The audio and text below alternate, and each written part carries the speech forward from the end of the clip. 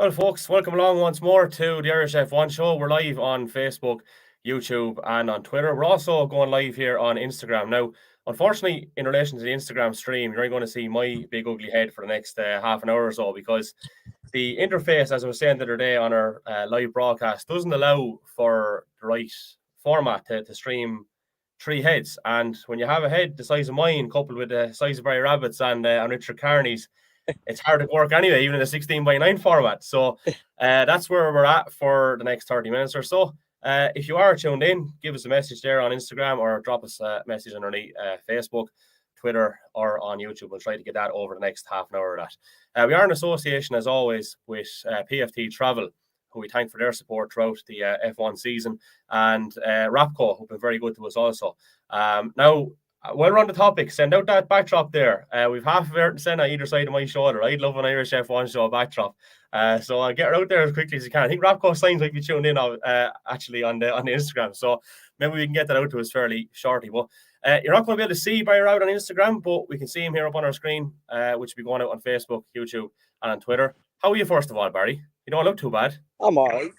No, I'm all right. I'm still on the Holliers for so it's another couple of days, but yeah, enjoying the good weather here down in Spain, and you can see found another palm tree to perch under.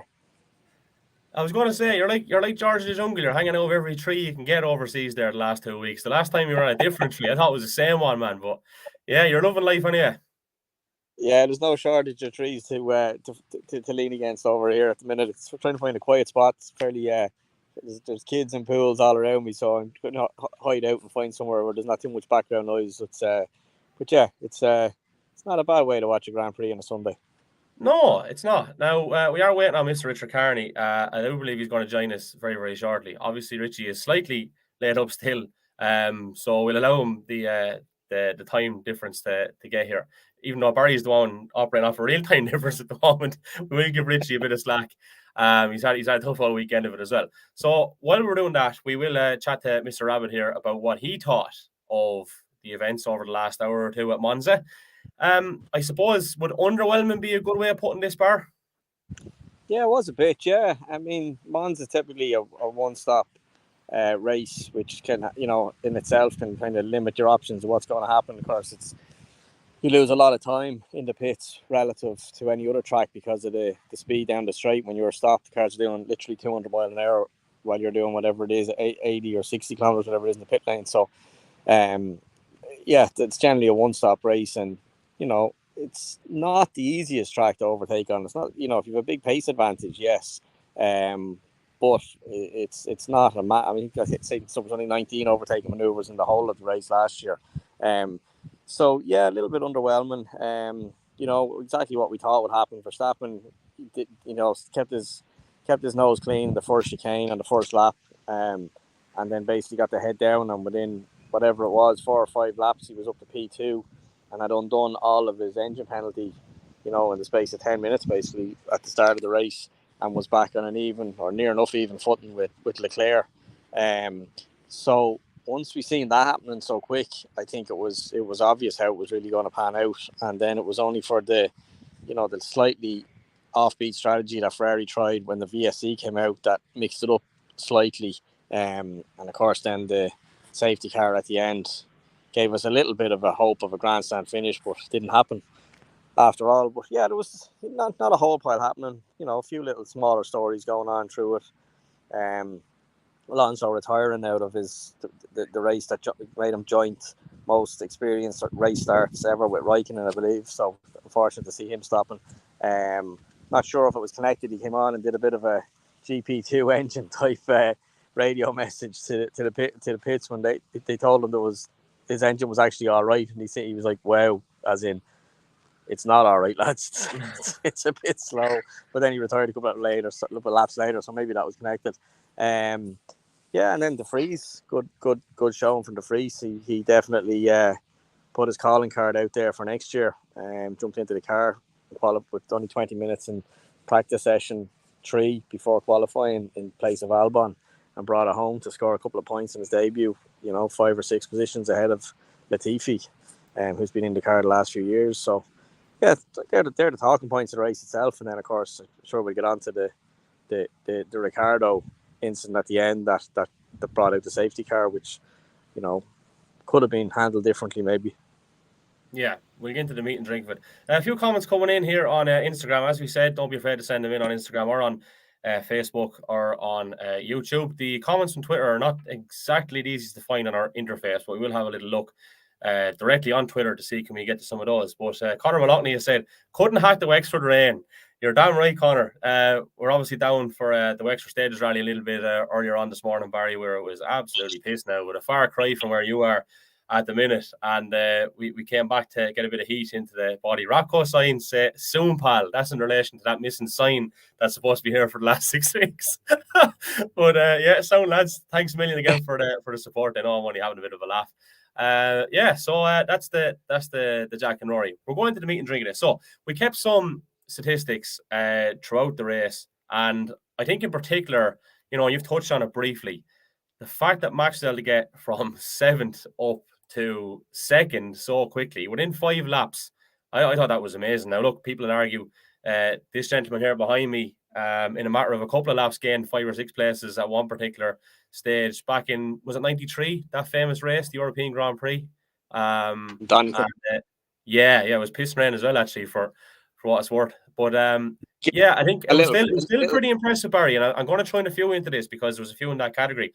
Carlos Sainz going from 19th it was, wasn't it, up to 10th in 6 laps, 7th within 10 laps, and then 4th within 14 laps. I mean, that's very commendable. You have to say, like, obviously he's got a quicker car, but you still got to get past all these lads, and he did it in some style as well. Yeah, I think it was interesting to see the difference. And Hamilton then was a bit slower getting through it, so don't know, maybe he was just babying his tires a bit, because he definitely had a bit of pace come the end of the race. But look, at the end of the day, these guys are all top of the charts when it comes to racing. Even the bad guys are champions all the way up through the series. So there's no real bad drivers in F1. So when you see someone like Verstappen just carving through like that, it's the car at the end. It's Hamilton. He's driving it too, more than Hamilton has been the last few years. But it just shows the pace advantage that car and driver combo, but the car particularly, has to be able to do that so quickly and at the start, and being reasonably careful with it too. He wasn't gung ho on it because he knew he had that pace in his pocket. So it just points towards the superiority of the Red Bull, really, I think, as much as anything else. Mm-hmm. I believe the sound might be intermittent. Apologies if that's the case, going across on Facebook, YouTube, and on Twitter. It's probably because we're trying to run 2 separate streams, because we're live on Instagram as well, and our upload speed here isn't hectic. A former sponsor of Ferrari and indeed of McLaren is due here in the next couple of weeks to perform a bit of an upgrade in that aspect of our broadcasting, and that is fibre under the ground. We're in a rural enough area here, and our upload speed doesn't be hectic at times, so we might have to call it a day on Instagram very, very short, but we'll keep with it for a moment. Barry, I know you were saying it's intermittent on your end as well. You're still getting me there, yeah? It's like R2-D2 from Star Wars says. What we're going to do is we're going to say goodbye to our listeners and viewers on Instagram, and we'll just go on Facebook, YouTube, and on Twitter if you want to join us over there. And thanks to everyone for tuning in on the gram. And we'll get that across onto our page and shared with our Monza review. That's her done and dusted. Now, is that a bit better, Barry? Yeah, you were sounding like R2-D2 off Star Wars there. I don't know whether it was just me, because unfortunately I'm obviously on a mobile connection where I am at the moment. But you know what? That's a compliment. It was a bit of a chore. I've been told I've sounded like a lot of things worse than R2-D2 from Star Wars, let me tell you. So we'll take that. We got 9 minutes of a spin out of the Instagram stream. We weren't going too bad in that aspect either. I don't know what's happened, poor old Richie. But you know what? Before he joins us, hold on, there's a message coming in here. There's a message coming in. I wonder, is he about to join us here? Do we have him at the 11th hour? Are you on? Yes, we are, Richie. Yes, we are. Are you not tuning in, boss? Are you not tuning in? I'll send him a message. Let's see if we get him back on board here. Yeah, anyway, so I've just touched on a couple of those things. Apologies if everyone else thought I sounded like or did he do as well? It But could be just me now. I'm not sure. It might be just my end, to be fair.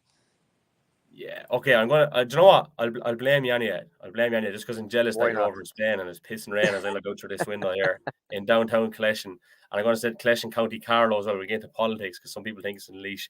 Anyway, so Hamilton, his early start wasn't as fruitful, I suppose, as maybe Sainz or Verstappen. I know he was down a good bit as well. Before I get to that question, I do believe we have movement backstage. I wonder, is he ready to come live on air? How are you getting on, Mr. Carney? Well, lads, how are we? Sorry, a little bit of technical difficulty on my side, but all sorted. Good Well, man. Richie. Good Not man. I'm bad. just going to adjust the screen. Now, there we go. The three amigos again. Rich, what did you make of it all? A general synopsis. Me and Barry have just been touching on a couple of things there. We underwhelming was the term I said. That was all right. It was mundane enough, in fairness. We always knew Max was going to come through.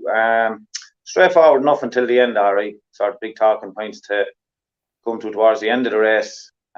We'll probably touch on it, but standard enough race. Not a bad race. Typical Monza. It's okay. Should we just go straight into that altogether and bypass? I think we should. It's what people come to see and come to hear and come to listen to. The actual controversy, I suppose, at the end. Well, first thing to know is in our little WhatsApp group, I put a little GIF from the office where they're celebrating. Because I saw the yellow flag come out. I saw the car blocking the track. I'm no expert on these situations. You guys would know more about it than I would. But I thought, right, safety car are going to bunch up, maybe be enough time, minimum first thought. Second thought, okay, this is not like changing overly quickly. It's dangerous for the marshals, even to get a cherry picker out. Should they not stop the race? So that's my first question, Richie. I'll put it straight to you. Should they have stopped the race? And let's take our Ferrari bias out of this a little bit, and I suppose our neutral excitement factor. Should they plain and simple have stopped this? From a fan's point of view, yeah, they should have stopped it and give us a bit of a thriller finish. But going back on previous things that have happened, and we won't go into that. We all know what we're talking about. I suppose to the letter of the law, they probably finished out the race the way the rules state they should have finished it out. But like I said, putting my fans hat back on me, yeah, they should have red flagged it and give us a 2-3 lap shootout at the end. Barry? Yeah, I mean, yeah, exactly as Richie says, it depends what hat you want to wear. But even if you put the kind of just the officialdom black and white hat, boring hat, if you like, on, there has been a discussion with the teams and the FIA and race directors, past and present, that where possible, they'll race to a finish. And they've all agreed to that. And even Horner from Red Bull, who was the team that could only lose in that situation, was perplexed as why that didn't happen today at Monza, which I think tells you all you need to know in terms of the appetite for it. So yeah, nobody wants to see a race finish under safety car. A lot of other classes, I know if you race in America, they've got what they call the green white checkered, which basically means that a little bit complicated, but ultimately what it means is they never finish under a yellow flag. They'll always get at least one racing lap in at the end, even if they have to add a bit of lap time to it. In other classes, looks like touring car racing around the world, British touring cars for sure, they have a facility whereby they can add the first, I think it's 3 or maybe 5 safety car laps. So if it's a 20 lap race, the first 3 safety car laps, if it is 3, it might even be 5, but let's say the first 3 safety car laps don't count. So it becomes effectively a 23 lap race and everyone just fuels accordingly. So it's not unheard of for people, this sort of system in place, that what we've seen today not to happen. F1 doesn't really have a particular set of rules to handle it other than what we thought was an agreement, as Horner said. But yeah, I think there was absolutely the opportunity to red flag it. And they might have even had to do that because the big mistake they made was they picked up the wrong car under the safety car. The safety car, they put flags out. So when you see a thing saying safety car is out or they're coming on the screen, that doesn't mean the safety car is physically on the track at that second. What it means is that the safety car boards are being shown, the safety car is coming out, and once the safety car boards appear at the marshal's post all the way around the track, you're under safety car conditions. And then the safety car joins the track at the appropriate time, in theory, where possible, not always possible, but where possible in front of the leader. it came out in front of Russell today, which meant that they had to do a whole lap or more of tidying up before they could get it going again. Plus the lads stopping for the pit stops added another 30 odd seconds to that. So yeah, I think that by their own not rules but by their own agreement they made the wrong call, and they could have they numerous options which they didn't take, and that just so happens to be probably what the fans wanted to see too. Even the neutrals that I consider myself, I just want to see a race. I don't really care who wins. And that there, Rich. I'm just like Barry was saying there. I suppose the safety car coming out and not picking up on the lead car, like that's the first bit of a boo-boo in the whole system. As Barry said, when the safety car boards come out, you're automatically under safety car conditions.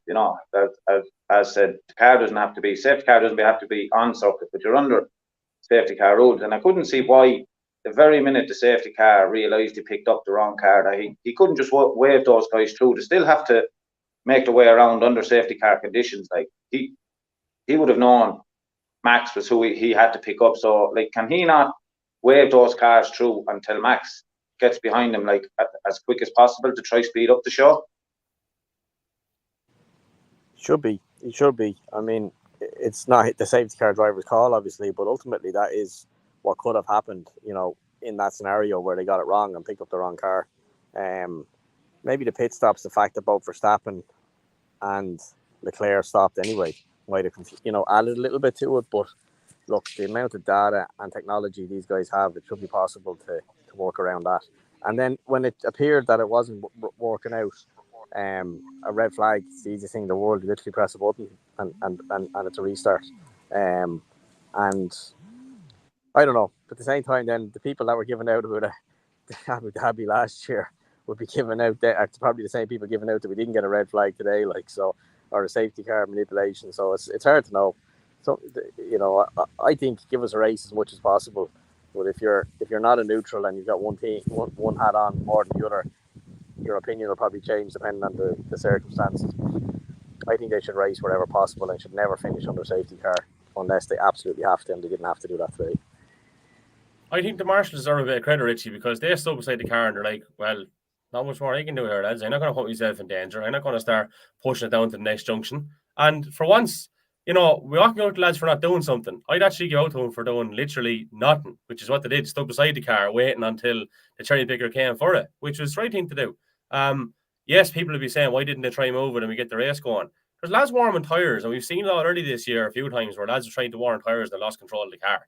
So I think the marshals deserve a bit of credit. Now, are you in the same boat as me with that one? To be fair, and if you look back at it, the marshals did try their best to move the car. When you see it, Ricardo left the car in gear. You can see them physically trying to push the car. They're getting no good over it, so they're standing behind the car, hopefully for a bit of safety. So listen, total kudos to the marshals. They've done everything that they could do. They were forced to wait on the cherry picker then. So like fair play to them. They put themselves in the line of extreme danger there, stepping out onto a live circuit. Let it be under safety car conditions, doesn't really matter. But they done their best to try and move that car back to the opening in the Armco. Unfortunately, the car was left in gear, which is not their fault. Mm-hmm. And they're Italian marshals. You can be sure they wanted to get that car off the track pretty quick. They might be wearing orange, but I'm sure there's red underneath. So I'd say they would have done their best to get the local hero into the best situation possible. But yeah, it's likely that the car was left in gear or something. It's these cars got, even my own race car, there's a lever inside the car that you pull back, which is actually, it's not very technical, but it's a secondary cable that pulls the clutch pedal down, because it's a paddle shift car and you can't get it back down the gears like an F1 car. It won't just go down the gears without a bit of movement to allow it to slot mechanically from one gear to the next. So in the F1 cars, that's a button that selects neutral. So either Ricardo was supposed to leave it in neutral and didn't. The marshals should be trained on how to hit that button and select neutral so they can push it. Or there could have been a mechanical issue that just, something was connected that shouldn't be, and the car was locked out and nobody could do anything about it. I'm not sure, but you can be sure if they could have moved it, they would have. Mm-hmm. Yeah, I'd say your last point is more valid, Barry, because he did pull over with a mechanical failure. So something, obviously, I'd say the marshal that they are obviously all trained in how to move and how, but then unforeseen circumstances like today, it's something stuck where it shouldn't have. And like I said, to be fair, they did try and move. Mm-hmm. Yeah, could have got stuck between two gears or something. So literally. Something gas that are happening now, right? So I was trying to upload this graphic that one of the boys, another WhatsApp group I'm in with F1, put up there yesterday, and it was in relation to previous people that have come on board over the last few years and what happened to them.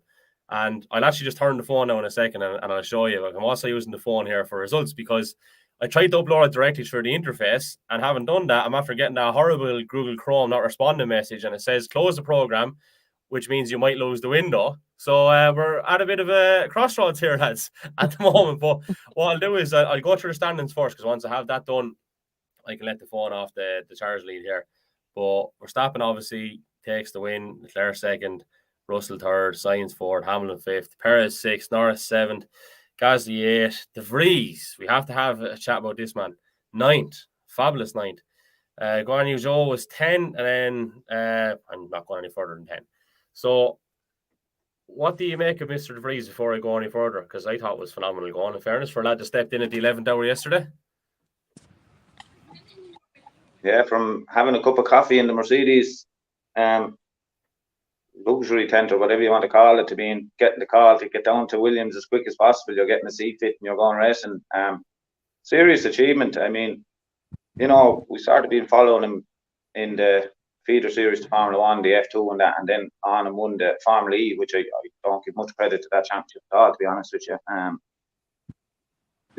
It's hard to.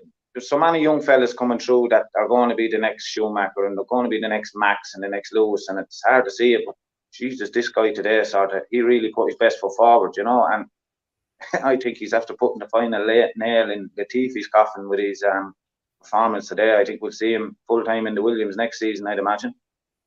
That what do you call it? That Mercedes luxury tent. A lot of people would have been glad of that electric picnic last week, let me tell you. And a few wouldn't mind it today or below Wexford either. Fantastic stuff. Is he going to make a big breakthrough, do you think, Barry, in the next few years? Is this a guy we're going to be looking at, as a regular podium placer? Yeah. I think so. He comes highly regarded. I mean, a buddy of mine used to work in Mercedes F1 and told me when De Vries was doing simulator work there, he was always highly thought of, for that speed and kind of feedback and development and stuff in the simulator, which is frighteningly close to real world these days. But look, he's, he definitely has shown today that he, throw him in the deep end and he swam. Not only did he just tread water, he swam forward too. So he completely put Latifi away. He would have been probably even quicker again in qualifying, only for a lack of familiarity on the buttons. He made a brake bias adjustment in qualifying that he didn't mean to do and locked up the rears coming into the second chicane. So he probably would have been even starting higher up the grid if anything. And the team will know that and know what was in his pocket there as such. But yeah, he's done all he can. I mean, that's as good a job application you're ever going to get in F1. He was assigned to 3 teams, if you think about it, this weekend. Aston Martin as well. He was with Mercedes. He drove the Aston Martin, and then he jumped into the Williams at the last minute to qualify and race. So he can't do any more than that. The unfortunate thing is, F1 is not just about driving; it's business and all sorts of other angles on it too. But from a driving point of view, he can't be faulted. He's a little bit older than most drivers are coming into F1. He's 27, I believe, which is hardly old, but compared to your Norris's and Verstappen's and such of lately, it's a bit older. But maybe that's no harm. He handled it very well today.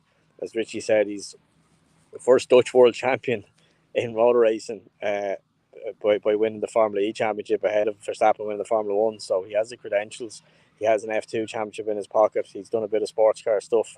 And he's got points on his F1 debut. What else you need to do to get a drive, I don't know, other than the commercial considerations, which hopefully are becoming less of a thing with budget caps and such. I'll tell you what I liked about him, lads. The way he spoke yesterday. I didn't hear him after the race now today, but very measured. Do you know what I mean? Very, very calculated. Some people might say very boring if they're listening to it regularly, but you know, it was an awkward enough thing to come in at the 11th hour. The way he spoke about Albon and the circumstances he went and all, you know, he just seems to have his head screwed on. He seems pretty focused, which is a good thing going forward. Now, in time, I suppose, like all of them, when an opportunity occurs, you want to see him in a situation where, you know, there's a bit of explaining to do afterwards, and then see what he's made of. Because to be honest with you, like, maybe I'm a bit harsh in saying this, a lot of them, they're whingy enough, aren't they, at the best time? So there's very few that are just like, all right, lads, they're all kind of pampered a little bit, I find. Maybe it's just me being old school now, but am I a bit of a cynic in saying that, Barry? No, I think you're right. I mean, I'll be honest. I brought a book with me here to the holidays, Max Verstappen biography. Now, War and Peace. It ain't like it's all right. It's a few. It's not too bad. Like, but there's not a lot going on in these lads' life other than racing. And okay, you can write a biography about whatever he is, 24 or 5-year-old, but it's just there's nothing personal in it. It's just racing, and that's a reflection of what these guys' lives are. There's no cool stories anymore of throwing a Formula 4 in the back of a Transit and living like a gypsy around Europe and trying to make race meetings off, with a fiver in your pocket. Like, them days are gone. They are very molded. They are very corporate. They're terrified of saying anything. So I think that's just what you get. They're probably all lunatics when you turn the camera off. They kind of have to be. But I've had a few encounters with F1 guys over the years, past and present, like from a distance mostly. But yeah, they're not as clean cut as they might appear on the TV on a Sunday. But that's just what the world they live in now. And yeah, he is probably a little bit calm, calculated, saying all the right things. But that's what's required, unfortunately. They're not the James. They can be still James Hunts in the evenings out, but on the Sunday when Sky Sports camera turns on to them, they have to be something else, and that's probably what you're seeing more than anything else. But the other thing to bear in mind is that no matter how good a result he did do today, it was a good track for the Williams. The Monza was always going to be one of Williams's better tractors. It's a slippy car. Downforce compared to the others, and it's not draggy. But like always, you compare it to his teammate, and he destroyed Latifi yesterday and today. And, that's the measurement. And at the end of the day, it's Latifi's job he's looking for. So if Latifi's still in there next year, it was money over talent, unfortunately. Yeah, that's a great point. The standings now: Max 335. Leclerc 219, Perez 210, Russell 203, Sainz 187. Constructors as follows: you've got Red Bull on 545, Ferrari on 406, McLaren on 371. I was just saying, Richie, before you started, like, we really could have done with Leclerc obviously winning it to bring a bit of life back into the championship. Now, mathematically, in Singapore, Max can wrap it up already, which is ridiculously early, like. Yeah, and I'd say it's going to happen too, to be honest. You were probably talking about while you were waiting on me, but like, you can't really blame Ferrari's strategy today. I wouldn't blame them for bringing in Leclerc early. For once, I'm not giving out about a stupid strategy or something wrong they done in the race. They just don't have a race car to match Red Bull. It's as simple as that, in my view. They have a one-lap race car, but they don't have the complete package that Red Bull has. Red Bull has it over one lap. They have it over race distance. It's just a car and driver a step above everything else that's there. Yeah, I think Leclerc will win another race before the year is out, but I would not be one bit surprised if it's done and dusted by Sunday evening in Singapore. That's on the bucket list as well. Mad to go there. The photo that I was going to show you, lads, right? I'm going to have to do it the alternative way here, and we'll go this route. But it's the Monza course. So we'll try. Where's my webcam? There we go. The Monza course. So what's basically after happening to people following on the next year, and it's after emerging pretty accurately because poor old Daniel Ricciardo, you know what I mean, saying crack, like, it's. Some of these things are a bit weird, aren't they, the way they transpire?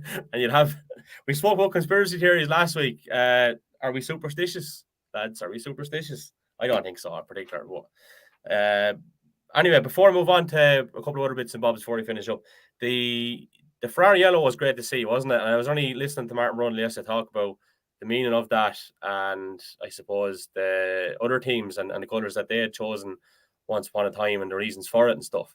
Very, very, very interesting, in fairness. Is it a race suit that we'd see you boys in? Have you ever worn that in shiny yellow like that? I was actually going to knock the yellow race suits. Let's see the colour of Barry's t-shirt. No, they were lovely race suits. Honest to God. Yellow is just the perfect colour for any race suit. I'll be getting one shortly, Richie, for me CRX. So you have to watch what you say. I have a yellow race car. I'll be getting the yellow race suit to match as soon as I get exactly. No, Go I like over, them. yeah. I think they were just a touch too yellow, maybe, but I like them. Maybe the yellow race suits, but leave them with their own race helmets. I thought the yellow helmets were a little bit. They were like little yellow postmen or something. Yeah, I was going to say like if you were Lara Corbett, so that would be totally wasted on Barry Rabbit and probably a lot of our listeners as well. But Richie would get it straight away. Have we anything else to cover on Monza before I move across to other matters? Not on Monza, Kev, but just an interesting little one. You were mentioning the colours relating to cars and where they came from, and of course the red being the Italian colours that the teams used to race for back in the years. And have you heard of British Racing Green by any chance, Kevin? He mentioned it yesterday, yeah. Brundle mentioned it. Right. Do you know where it came from? The green bit, that is. Enlighten us. All right. So being Did the you not know Irish... this, Kev? No? No, I don't actually know. So you're the experts here, not me. I want to hear the cod lemons. You made the lemonade. So here's the enlightening, Baz. It's the Irish F1 show, yeah. We're talking about British Racing Green, so there must be a connection. So basically, in 1903, I think, hang on, I get the anorak now. 1 second. In 1903, there was the Gordon Bennett was a big pre F1 and Grand Prix racing. The Gordon Bennett was a big trophy. It's actually a saying you'll hear. We have the race here for still. Yeah. Yeah, well, they had it in 1902. Whoever, it's like the Eurovision. Whoever won it had to host it the next year. So I believe in 1902, England, Britain, whatever you want to call it, won it. But they weren't allowed. There was this 12-mile-an-hour speed limit on the island of England, let's say, or Great Britain for all cars. So racing wasn't possible. So they held it in Ireland, which was under British rule at the time, of course, 1903. And as a thank you to the Irish for hosting the race, all the English competitors painted their cars green, hence British Racing Green. There you go. Nice one. Yeah, I can bore you further with the Mercedes one, which was Mercedes used to be white, and they went to apply for a race at the Nürburgring, and they had a maximum weight at 10 days, not a minimum weight, and the cars were too heavy and exceeded the maximum weight, and they took the cars back to a shed, not near to the track, and stripped it of its lead-based silver paint, which was enough to bring it under the weight. And it went on to win the race in its silver aluminium colours, hence the silver arrows. And that's where Mercedes gets the name from to this day. They would have originally raced under white, like your German football team, which I believe I seen once years ago win a football match, and they were all white. So there you are now. Sufficiently boring to put you off. Someone must have told you about. Yeah, someone must have told me about it. Yeah. What sport, Barry, outside of motorsport, just in general, is there any other sport in interest? Me? He loves tennis. Yeah. I play tennis the odd time. That'll be about it. Yeah, that'll be about it. Is there other sports? Didn't think so. What was it? I think I played a game of pool against them once. Yeah, that might be about the height of it. Yeah. What is it, Henry? There's only two sports: bullfighting and car racing. Everything else is but a game.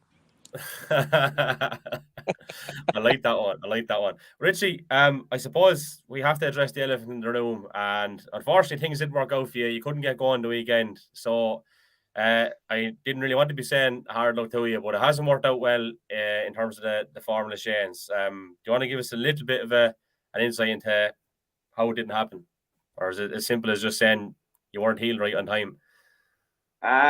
Basically, listen, I had myself convinced I was going to be able to turn up and race. Realistically, I'm 2 weeks from the accident, and probably a lot of people know that I was involved in an accident in Kirkestown and hurt my foot, but a lot of people wouldn't know the extent of the injury. You know, I can sort of say it now because I'm finished racing for the season, but like I broke 3 metatarsal bones in my foot, which is, 6-8 months or whatever, 6-8 weeks or 3, 4, 5 months recovery time. And I was hoping to get back going in 2 weeks, which is pretty stupid when you think about it. But I done a bit too much going on the Thursday and the Friday, giving me that hand getting the car prepared and getting it ready. We brought it to Mondello Friday, and of course, Friday trying on different type of race boots and trying different things, Barry, you'll know, and just see if I could get my foot to work in the car. And I was still confident enough Friday evening that coming home that I might sneak this one, but got up Saturday morning and the big compression boot that they gave me in hospital, like it goes in notches. So like on Saturday morning when I went to put my boot back on to go to Mondello, like I had to put it 4 notches back, which means my foot had swollen 4 notches more overnight. So I effectively drove myself back 3-4 days in recovery over the course of a night. So decision had to be made Saturday morning. Rang me dad, spoke to Pam about it, and listen, I didn't feel they were right. I still wanted to go and try do it, but they sort of put to me, listen, do you want to be sitting there in 9 months' time still on crutches looking at a trophy, or do you want to be sitting there in 9 months' time with a second place trophy, and we'll be planning on how you're going to win it next season, but you'll be perfectly healthy or not, maybe end up with a permanent limp or something. So I mean, common sense prevailed, luckily enough. I listened to him and I decided, listen, just going to have to pull the pin on this and just swallow it and take it and come back stronger and a lot harder next season. Fair play. In fairness, Barry, you would try anything there, wouldn't you? Like, you'd have to try it. I mean, you know, I knew when I seen Richie not on the grid, there was, you know, it wasn't because he says, oh, it's a little bit sore. Like, that wasn't going to be the issue. It was either going to work or it's not. So, you know, Richie be well able to grin and bear it, and the adrenaline does wonders. But if he's gone back that far over the course of a night, it just shows how difficult it would have been. And you know, the thing about it is, you think you're just sitting in a car pressing the throttle pedal. It's a very, very violent environment sitting in a race car, especially one like Richie races a single seater. There's people don't understand just how violent it is just to sit in one, never mind operate one. So you know, while it surprised me to see him not in the grid, it didn't surprise me at the same time, because you know, unfortunately I've been in a similar situation. I broke my foot, but luckily I was racing a saloon car, and I was able to race it, but it's a much less violent environment than what Richie would have had to subject himself to. So yeah, a pity, but he's won enough anyway. Don't mind him, he'll be grand. I'll be back. Yeah. I'll be back. I have a mission now, a real mission. Just to touch on it before, I don't want to dwell on it too much longer because it does hurt, and I am still very sick of it. But I went from on Friday being able to stand on my own 2 feet and take little baby steps without the crutches, to Saturday morning not being to try get the compression boot on my foot. I knew, but I just didn't want to concede. So listen, I had to concede. We are where we are. I finished second. I won 9 out of 12 races with pole and fastest lap in each. I can't really complain too much. I ended up with second in the championship after being disqualified from 2 rounds and not taking part in 2 rounds. So, and a DNF in 1 other round, hence 9 out of 12. So listen, I can't complain. Obviously I was down in the dumps yesterday. Last night was a long night. Today's a new day. Watched Formula 1. Listen, Alex Albon is held up in hospital over something. So look, it happens at all levels. So I mean, what can you do? We'll just concentrate on next season now. Try go win it. I wanted to say this here. The bigger picture is, and there's 2 lads that we were playing football with that are no longer with us because of accidents as well. You know what I mean? Nothing obviously to do with the sport that we were playing, being football, but they're no longer with us.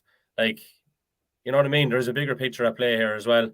And you're back at it stronger next year. And in fairness, I suppose you have to commend. Was it Keenan that won it in the end? He kept himself in the hunt, even though you were a dominant man this year.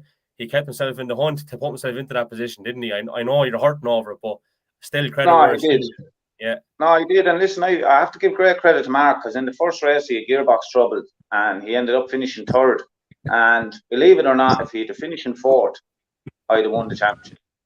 So I mean, he stuck it in there. He had a gearbox problem in race 1, and he ended up stuck in gear or something like that. He got to finish in 3rd, and a couple of guys gave him a help out in a dig out and got him out, and he won the second race comfortably enough. But as you say, those are the little margins you're dealing with. And listen, we'll move on from it. But just before I go, I'd like to take this opportunity to thank my dad, Chris, Zoe, Pamela, the Bullet, all the team that, that not once in the last 2 weeks did any of them say to me, no, you're not going, no, you're not doing it, when realistically that's what they wanted to tell me. They backed me up all the way and stayed with me till the 11th hour. So I'd like to thank them for a great season as well.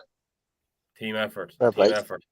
Richie, the mad thing was there, I remember you were telling me a story before when you said about the buckle going out 4 notches. I remember when you came back to training after one Christmas, after all the food and drink, you said the belt went out 4 notches. So I was just getting confused with that story for a second. It was the compression book you were talking about, yeah? just to clarify. No, I'm only joking. Listen, Barry, you go back to your holiday. There's plenty of porter to be drank. Rich, no doubt you'll have a pint or two this evening as well. I'm going back out to get saturated and pissed on for the second or third time today. And that's the choice of it. What else would you be at? I want to thank PFT Travel. I want to thank Rapco. I want to thank E2 boys. And hopefully the championship goes on beyond Singapore. But until then, take care. Thanks, lads. Mind yourselves. Take care. Bye. Good luck.